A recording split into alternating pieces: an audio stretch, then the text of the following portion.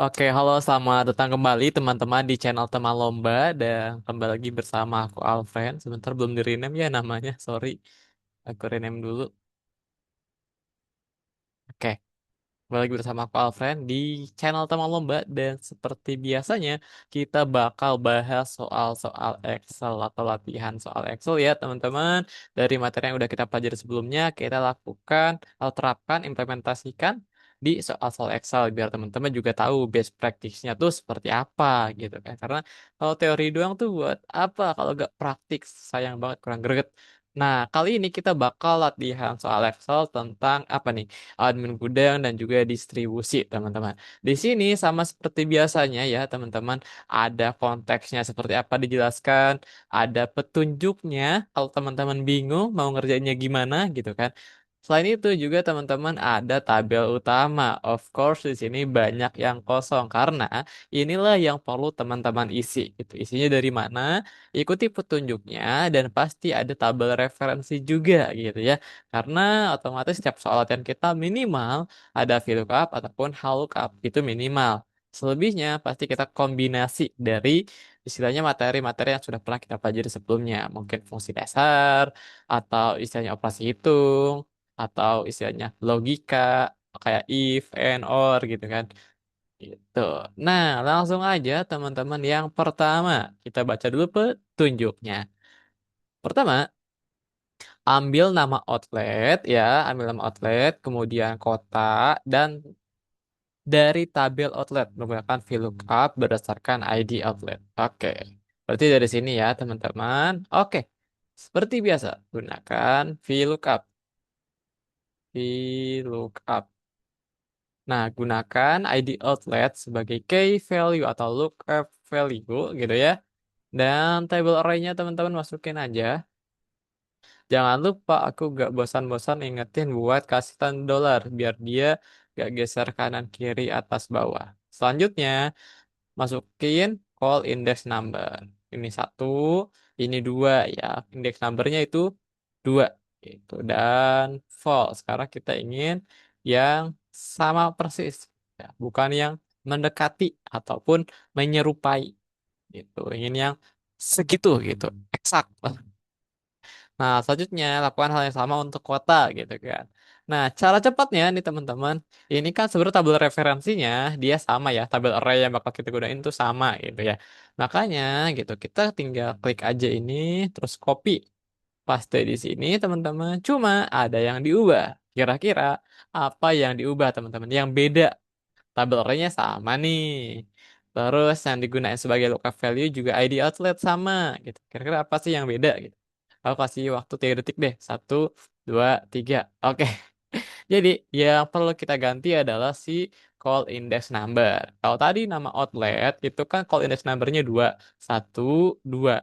Tapi kalau mau kota dia satu, dua, tiga. Akhirnya angka dua di sini harus kita ubah jadi tiga. Nah, gitu ya teman-teman. Selebihnya drag and drop aja. Oke. Nah, selanjutnya ambil nama barang, kategori, stok gudang, dan harga satuan dari tabel master barang. Menggunakan VLOOKUP, menggunakan kode barang. Nah, ini lookup value-nya pakai kode barang. Terus cari dari tabel master barang sebagai referensinya. Ini untuk nama barang, kategori, stok gudang, dan juga harga satuan gitu ya.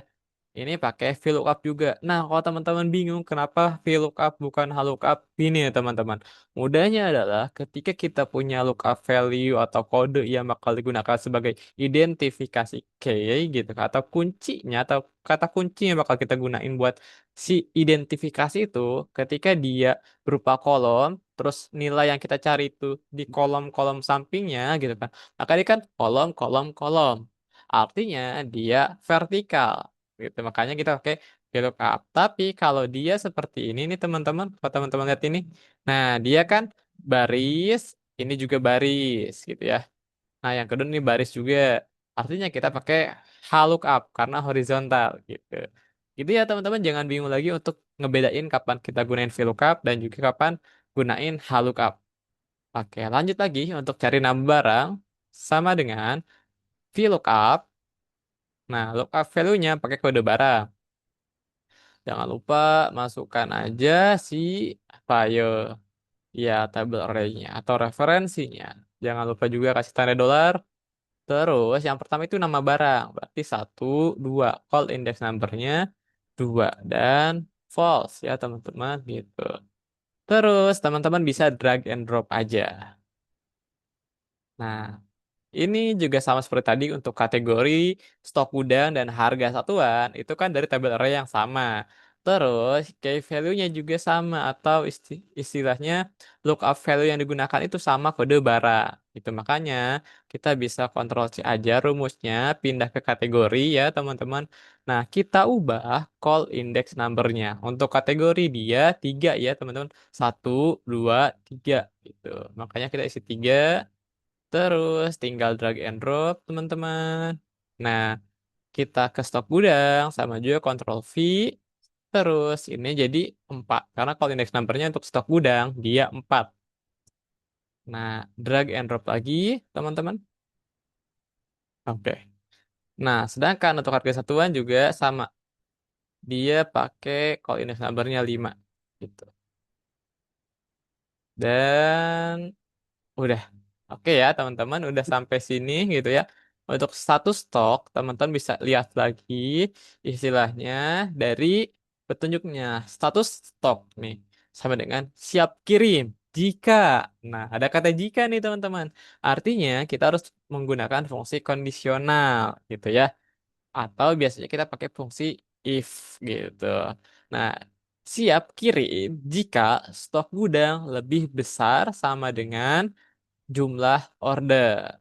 Selain itu, kurang stok gitu ya. Ini masuk akal. Misal ada yang pesan 10, stok kita cuma 5, artinya belum siap kirim dong gitu. Tapi kalau istilahnya si stok gudang kita lebih besar sama dengan yang pesanan gitu kan. Artinya kita bisa memenuhi dan siap kirim gitu. Makanya di sini tinggal if aja teman-teman sama dengan if gitu kan. Kalau teman-teman bingung kalau masukin kode fungsi atau rumus itu fungsi gitu kan. Ini harus masukin apa aja. Excel tuh udah canggih banget teman-teman. Di sini udah ada nih kita harus masukin pertama logical testnya. Terus kemudian value if true ketika kondisi tersebut terpenuhi dan value if false ketika kondisi tersebut tidak terpenuhi. Gitu ya. Pertama, logical testnya. Ketika gitu ya. Ketika apa tadi stok gudang lebih besar sama dengan jumlah order gitu ya. Tuh, sekarang masukin value if true-nya. Siap kirim. Siap kirim. Jika tidak, dia berarti kurang stok. Kurang stok. Nah, udah ya, tinggal teman-teman drag and drop lagi.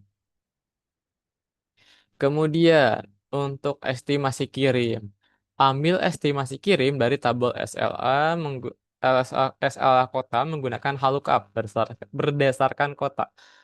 Oke, sama dengan HLOOKUP gitu ya, teman-teman. Menggunakan lookup value-nya kota gitu ya. Terus table array atau reference yang digunakan itu yang ini, teman-teman. Jangan lupa juga pakai tanda dolar. Ini adalah wajib lah kalau menurut aku. Nah, kemudian kalau dia eh, tabelnya kayak tadi gitu kan, dia kan bukan kolom index number, tapi row index number alias baris. Gitu. Indeks barisnya berapa? Dua ya, karena satu, dua gitu ya, teman-teman. Terus false. Nah, setelah itu teman-teman bisa drag and drop aja. Nah, selanjutnya total nilai order. Total nilai order sama dengan jumlah order dikali harga satuan.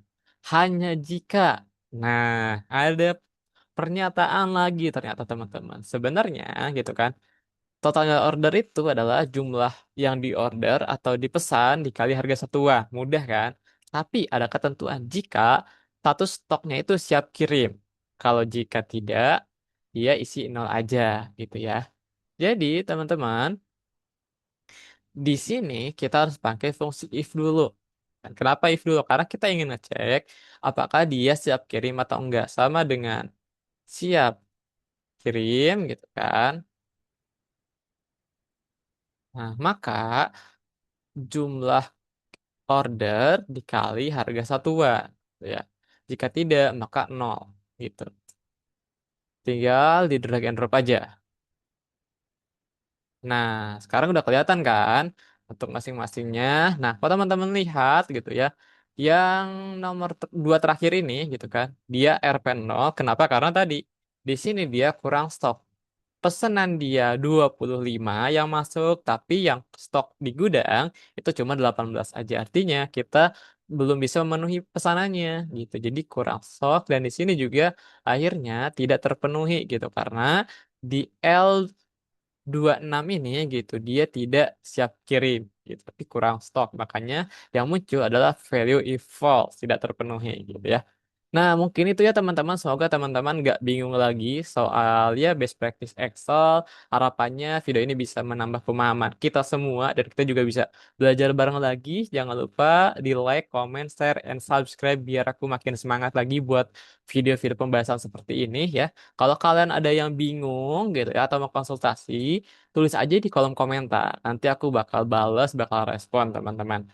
Kemudian kalau teman-teman mau coba kerjain soal-soalnya, bisa cek aja di deskripsi ada link kumpulan soal Excel. Teman-teman bisa langsung aja cek gitu ya. Atau kalau teman-teman mau ikut kelas Excel online course di teman lomba, bisa juga klik link yang di deskripsi. Teman-teman ada kelas online course Excel. Gitu ya, biar nanti teman-teman pas lihat pembahasan soal yang aku bagikan, teman-teman gak bingung karena dasar-dasarnya sampai medium, teman-teman udah paham. Gitu ya, teman-teman.